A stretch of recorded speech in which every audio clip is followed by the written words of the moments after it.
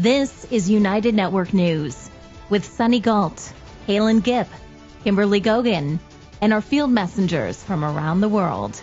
Here's today's real news. It's Friday, March 20th, 2026, and here are today's stories. Dog attacks continue to spark debate across New Zealand, where serious incidents keep raising the same question. Are current laws strong enough to keep communities safe? In Manipur, India, there is a market unlike any other. For nearly 500 years, the famous Mother's Market has been run entirely by women. We'll take you inside this vibrant marketplace. Wine has shaped cultures for centuries, but the industry is now facing a sobering moment. From Europe to the Americas and beyond, changing tastes, economic pressure, and climate challenges are forcing winemakers to rethink the future. Chocolate and Easter go hand in hand, and in Italy, one factory turns the tradition into an art form. From delicate chocolate eggs to elaborate handmade treats, step inside a sweet world where craftsmanship meets celebration. After-school hours can feel like a whirlwind of sports, music lessons, tutoring, and clubs. But as schedules grow more packed, many families are asking a bigger question. Are extracurricular activities enriching childhood or quietly replacing it? Right in the heart of Singapore, a futuristic garden has become one of the city's most breathtaking attractions. Spanning more than 100 hectares and filled with plants from around the globe, Gardens by the Bay is where nature and innovation meet. Dog attacks are a persistent and worrying issue across New Zealand, making many wonder if laws are really doing enough.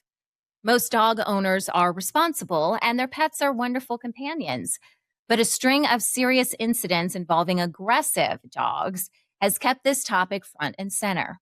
It seems like every time a major attack happens, public concern spikes, but the core problems haven't really changed in decades. Research from the University of Auckland shows hospitalizations from dog bites have actually gone up a lot during the last few decades. Local councils log thousands of complaints annually about dogs rushing at people, biting, or attacking both humans and animals. Children are often the most vulnerable because they're smaller and might not pick up on warning signs from a nervous or aggressive dog. Adults get injured pretty frequently too, especially mail carriers, joggers, or people working on properties where dogs are around. Other animals are common victims as well. Family pets and farm animals sometimes get attacked by roaming dogs. Some breeds show up more often in attack statistics, like pit bull-type dogs and Staffordshire Terriers. Though experts are quick to point out, environment and training play a huge role in how a dog behaves. 29,000 people in New Zealand were injured by dogs in 1 year. According to ACC data, there were 29,220 dog-related injuries last year. Almost 14,120 were literal dog bites. Adults were usually bitten on arms and legs, children on face, head, and neck. Now, injury rates are rising, and they are higher in lower-income communities and within Maori population. Now think about that. We only hear about the most horrific cases. Meanwhile, 13,094 dogs are classified as menacing, 679 are classified as dangerous, and Auckland Council alone impounded 10,000 dogs in 2025, a record number. Experts say dog ownership increased during COVID, supervision dropped, cost of living pressures increased, neglect. And here's the big issue. New Zealand's main law is the Dog Control Act 1996. That's almost 30-year-old. Prosecutions can take up to 1 year, and sometimes a dog goes back into the community while the case drags on.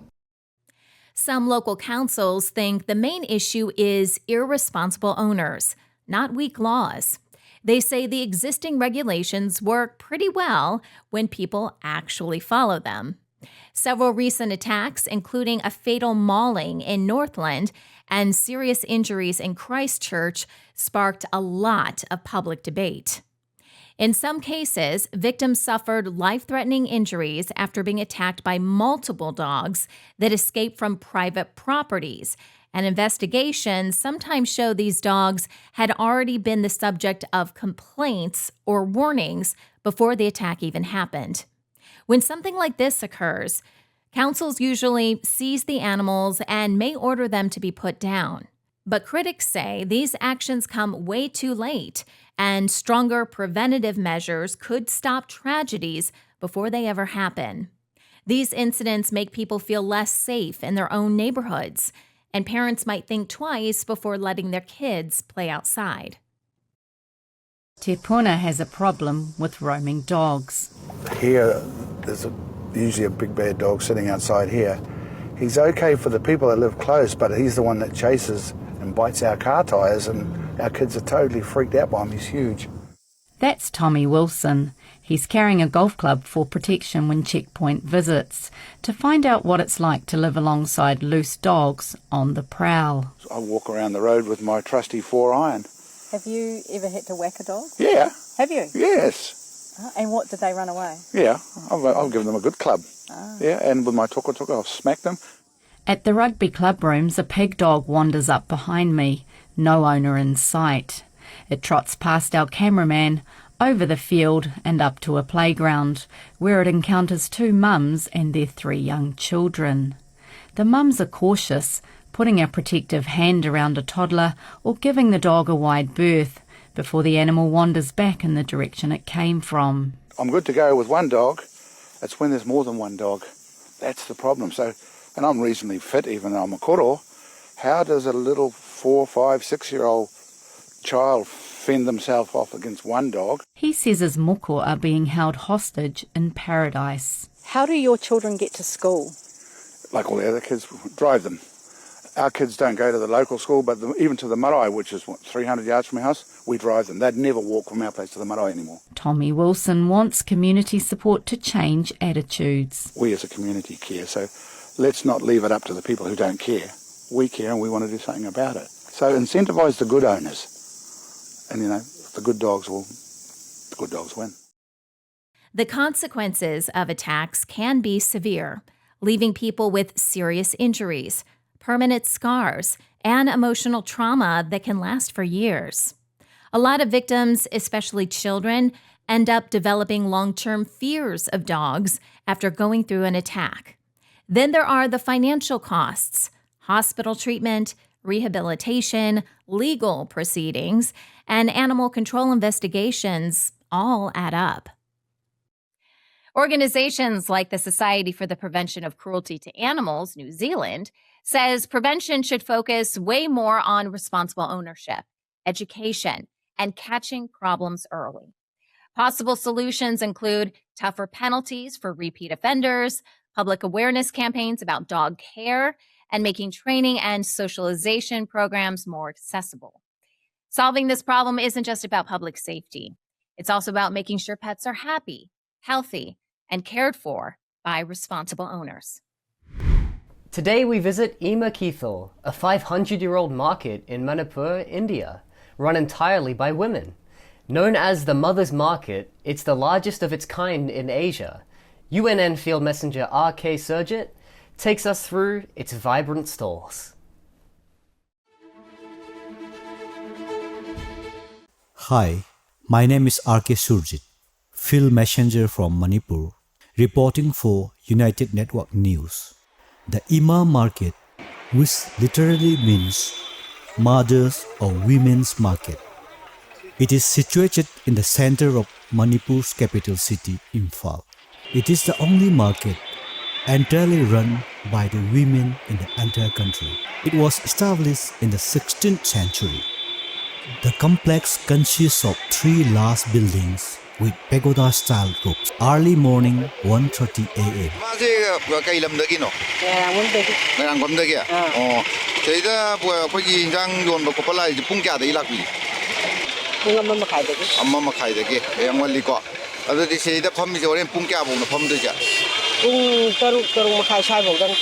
Authorized card holders belonging were kept all night in their designated area only. They worship market god and goddess before starting sales for the day. Mostly, only the wholesaler and retailers wake up early in the morning to get the cheapest price. This includes fish market as well, jewelry shop, women's traditional attires, handmade devotees image, pawn shop, fish vendors, pottery items, vegetables. The changes of money are also sold here. Different women sell different types of women clothes. These are the surrounding view of Ima market. Wine has been the drink of choice for poets, romantics, and partygoers for centuries. The industry is a massive global player, with vineyards from Europe to the Americas, Australia, and South Africa supporting millions of jobs and fueling billions in trade. But lately, the wine industry has been facing a sobering reality. People's tastes are changing, economic pressures are mounting, and the environment isn't doing the industry any favors. Wine producers everywhere are noticing a shift in what people actually want to drink. Research shows millennials, who are now the biggest group of buyers, are more likely to reach for a cocktail, craft beer, or even something non-alcoholic instead of a glass of Merlot. The International Organization of Vine and Wine says global wine consumption dropped to around 214 million hectoliters in 2024, the lowest it's been since 1961.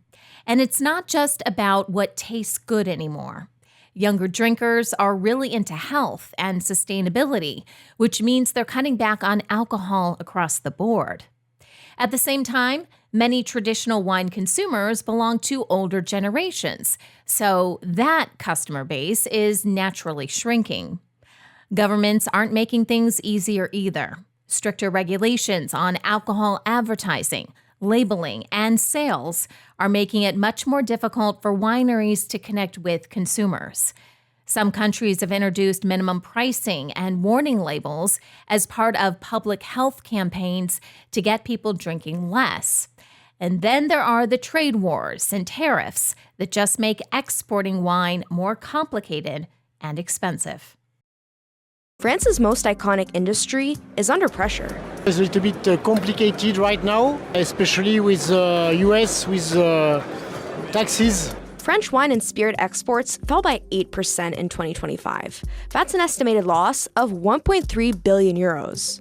French winemakers were dealt a major blow last year in August when the Trump administration put a 15% tariff on wine and spirit imports from the European Union. Trump's tariff can be annoying for a lot of companies, and for us, of course, we would prefer to have no tariff. So 15% tariff is not good for the business. But trade barriers aren't the only challenge for wine growers. Extreme weather, from hailstorms to heat waves, is also impacting production. So 2025 for us has not been a good year in terms of volumes. We had the consequences of last year's hail, but what we have been able to harvest is very, very nice. So it's fruity, it's tannic.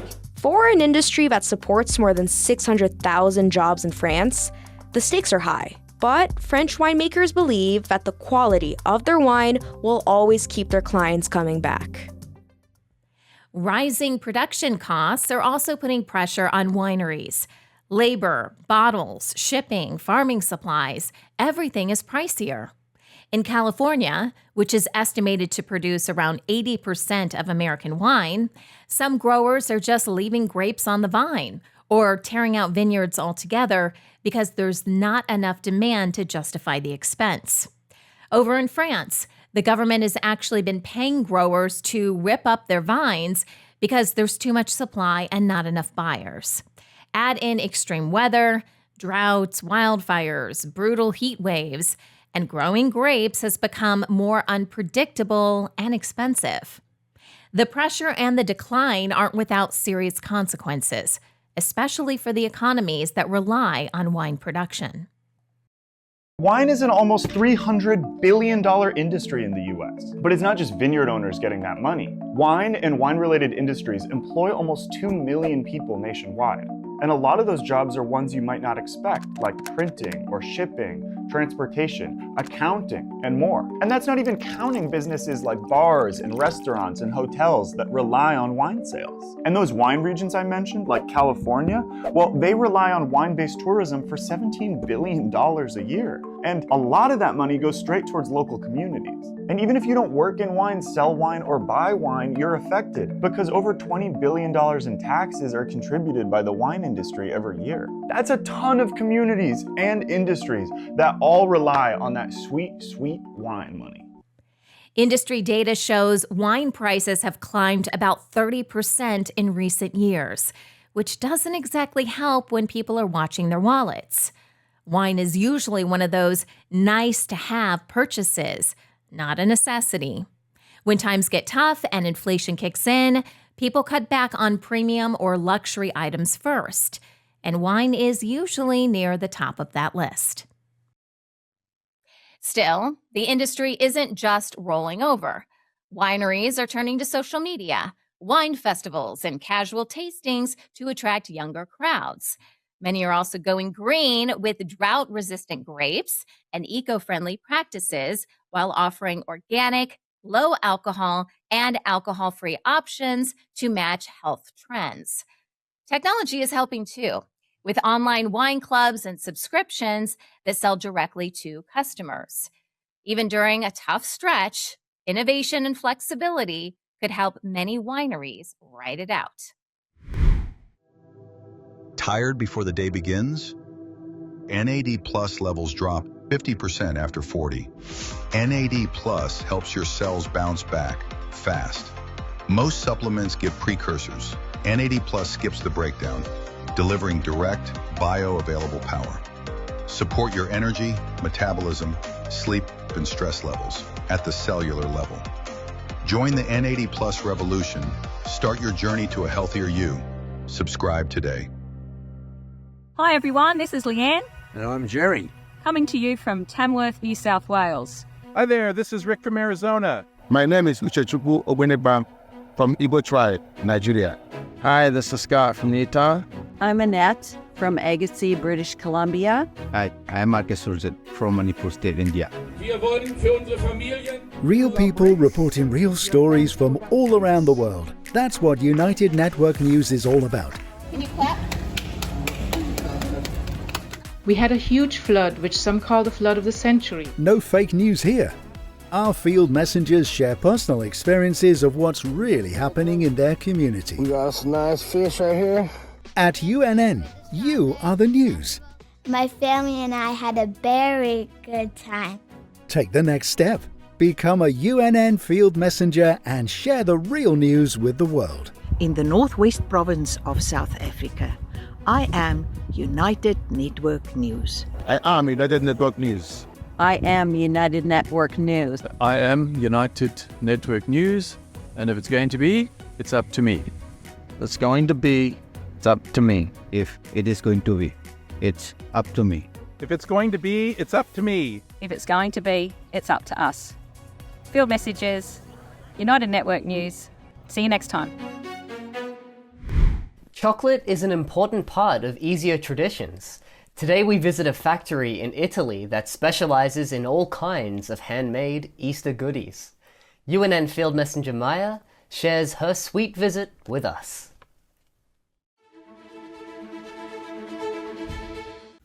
Hello everyone, I am Maya, a field messenger for United Network News.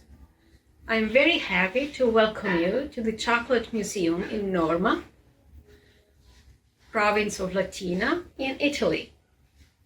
I am at the chocolate factory, one of the last factories that still paint Easter eggs by hand.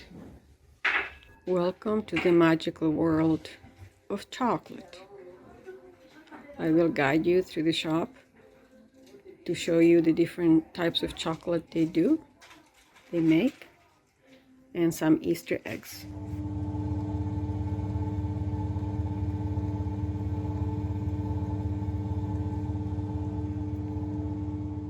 we have chocolate cups with milk and dark chocolate. It can be used to serve liqueurs, whipped cream. In Italy, they use colomba. It's a cake, sweet cake, with almonds in them, some of them without almonds.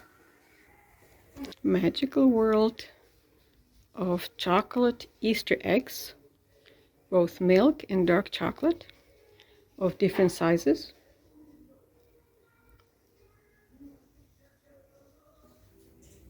Here we have a chocolate chicken, again decorated by hand in a basket. Little bunny rabbit with chocolate egg.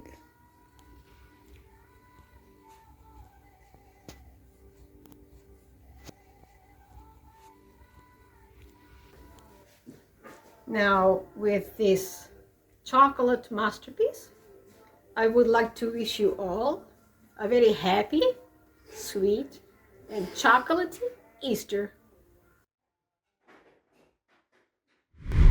On weekday afternoons, childhood can seem like choreographed madness.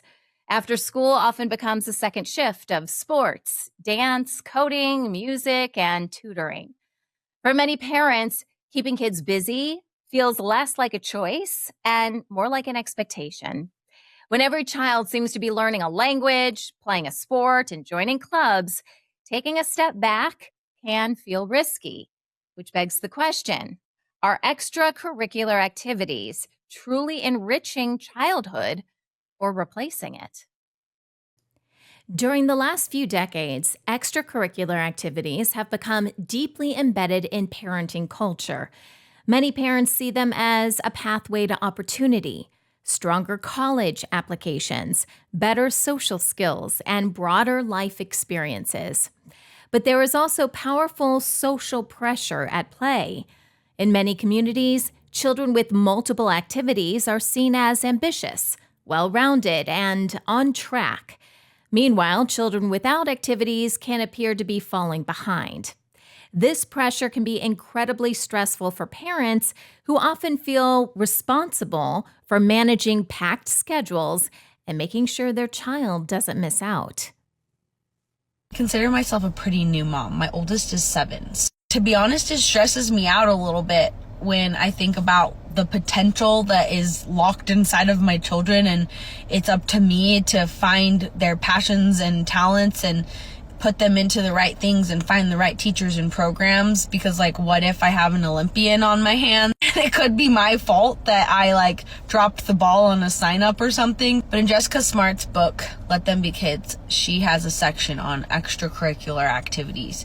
And she said she always asked herself this question when it came to signing her kids up for stuff. She said, what character trait am I trying to instill in my child with this activity? And I think when we can look at it in that way, it's easier for us to make these decisions. I think as parents, sometimes we just go with the herd and we don't realize what we're doing or why we're doing it. We just do it because everyone else is doing it. It's worth thinking about how packed your child's whole day really is, school and after-school hours included. A 2024 study from the University of Georgia shows cramming too many after-school activities into a day can actually do more harm than good. A little tutoring, sports, or clubs can help academically, but too much, especially for high schoolers, doesn't boost grades and can hurt important social and emotional skills like resilience, communication, and emotional control. When kids are constantly on the go, they miss out on free play, hanging out with friends, and developing their independence, all the things that actually help them learn and grow. And let's be honest, all this scheduling can be just as stressful for parents, trying to keep track of rides, practices, and deadlines without losing their minds. Okay, so I'm gonna be 100% honest with you all. Yes, it was way too much. That was actually our first year of homeschooling, and I felt all this pressure to like put my kids into all these extracurriculars because I wanted to prove everybody wrong that my kids were actually social. Not only was it overwhelming for her, although she never really expressed that, but I could tell by the way, like when we're constantly trying to leave the house, like we were out of the house Monday night, Tuesday night, Wednesday night, Thursday night, and I'm trying to make dinner. I'm trying to rush them to get ready for whatever the extracurricular was, and I could tell they were getting worked up like over that, like having to get ready for so many different things. But even more so, it was way too much for me. Like I said, it was like we were eating nothing but like corn dogs and Hot Pockets every night because I didn't have time to actually make a meal. It was also a lot for me to juggle. Like I have 3 kids, now I'm pregnant with the 4th, trying to fit in like, okay, doctor's appointments and all these other things on top of the homeschooling. It was just way too much. Cost is another important factor parents should keep in mind when planning extracurricular activities. Sports, music lessons, tutoring, and clubs can add up fast, and that's before you factor in equipment, uniforms, transportation, and registration fees. Instead of feeling pressured to compete with everyone else, parents can also save some money and get creative, designing their own activities at home or in the community that fit their child's interests and budget. Here's how to turn anything into an extracurricular in under 30 seconds. Number 1, go public. You need to open up your interest to the world. You like to paint? Get your designs online and start selling. Like to game? Get on YouTube and start making videos. Got into Harvard and don't have a job? Start making TikToks. Number 2, keep it going. You need to do your activity frequently and for a long time. Made a blog for cooking? Post a recipe at least 1 time a week. 3, quantify. You need to show the actual impact you made with your activity. For instance, you knitted 1,000 sweaters for dog shelters, or you reached 10,000 monthly listeners on your podcast. Find ways to measure and track impact. At the end of the day, parents are just trying to do what's best for their kids. And that comes from a place of love and good intentions. But education and growth come in many forms, not just the activities that look impressive on a schedule or resume. The most important thing is to talk with your children, listen to what excites them, and find out what they truly enjoy. Located in the heart of Singapore, Gardens by the Bay is a stunning urban park spanning 105 hectares. Home to over 1.5 million plants from every continent, UNN Field Messenger Rick takes us on a tour of this iconic destination.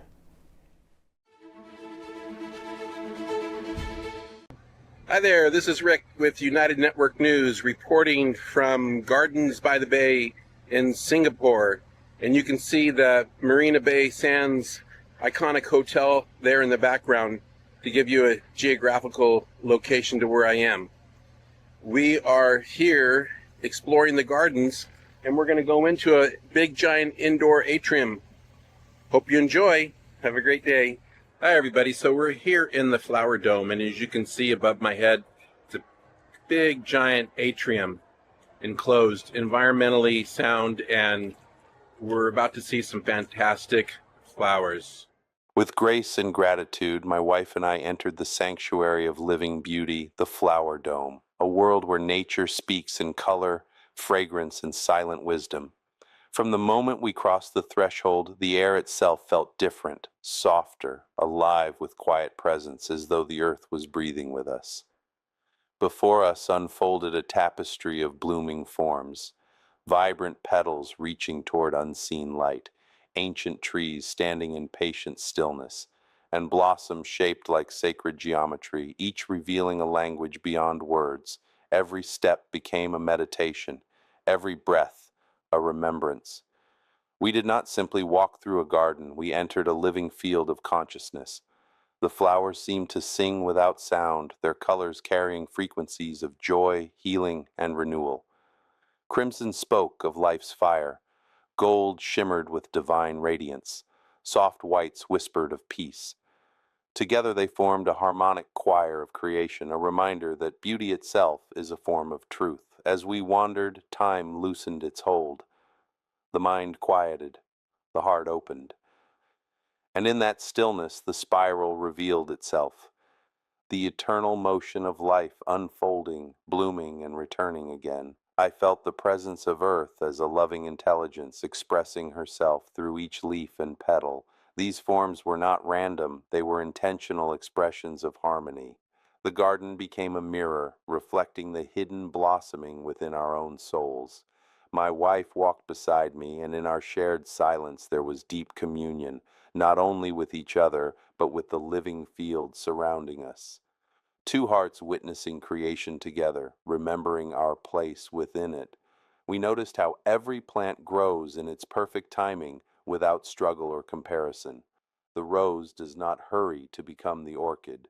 The tree does not resist the season. In this gentle truth, the garden offered its teaching. Allow your becoming.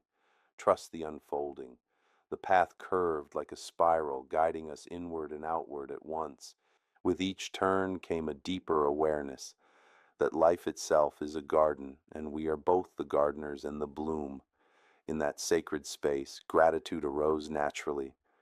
Gratitude for breath, gratitude for beauty, gratitude for the mystery of existence expressing itself in infinite form. As we prepared to leave, we understood that the garden does not remain behind. Its essence travels within us. The harmony we touched continues to blossom in the heart, quietly shaping how we see, how we love, how we walk upon the earth. With grace and gratitude, I walk and sing in the spiral, remembering that all of life is a living garden, and every moment invites us to bloom. I hope you enjoyed this report. Rick Perkins reporting for United Network News. At UNN, you are the news. Get involved by joining our weekly Field Messenger meetings. Visit unitednetwork.earth to learn more. Remember, if it's going to be, it's up to me.